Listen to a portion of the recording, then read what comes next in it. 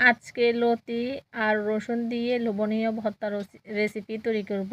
এখানে আমি লতিগুলো হালকা ভাজি করে নেব। প্রথমে আমি শুকনো মরিচগুলো একটা কড়াইতে টেলে নিচ্ছি, আর এখন লতিগুলো আর রসুনগুলো ভাজি করে নেব যাতে করে নরম হয়ে যায়। আপনারা যারা এখনও পর্যন্ত লতির ভর্তা খান না তারা কিন্তু একবার হলে এভাবে ভর্তা ট্রাই করবেন। আসসালামু আলাইকুম, আপনারা সবাই কেমন আছেন? আলহামদুলিল্লাহ, আমিও ভালো আছি। আপনারা কে কোথা থেকে আমার ভিডিও দেখছেন? পেজ থেকে দেখলে আমাকে লাইক কমেন্ট করে পাশে থাকবেন, পেজ ফলো দিয়ে। আর যদি ইউটিউব চ্যানেল থেকে দেখে থাকেন তাহলে সাবস্ক্রাইব করে পাশে থাকবেন নতুন নতুন আপডেট পাওয়ার জন্য বা ভিডিও দেখার জন্য, ভর্তা রেসিপি, যে কোনো রান্নার রেসিপি। আর এদিকে আপনার সাথে গল্প করতে করতে কিন্তু আমি সবগুলো মেখে নিয়েছি।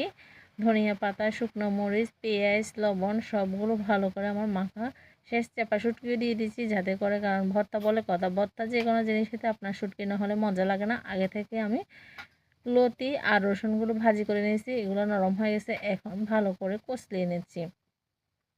সবগুলো ভালো করে মাখা যখন আমার হয়ে গেছে, এখন আমি আরও একটু ভালো করে মাখবো যাতে করে আপনার লতির সাথে মরিচ, শুকনো মরিচ, ধনিয়া পাতা সবগুলো যাতে মিক্স হয়ে যায়। আর দিয়ে দিব আপনার সরিষার তেল। সরিষার তেল দিয়ে দিলে ভর্তাটা টেস্ট আরও বাড়িয়ে দেয়।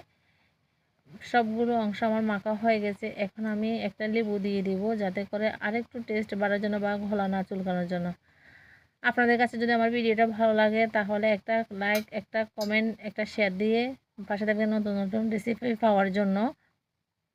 আজকের মতন ভিডিও শেষ করলাম। ভালো থাকবেন, সুস্থ থাকবেন, স্বাস্থ্যের খেয়াল রাখবেন, আর আমার জন্য দোয়া করবেন সবাই। আল্লাহ হাফেজ।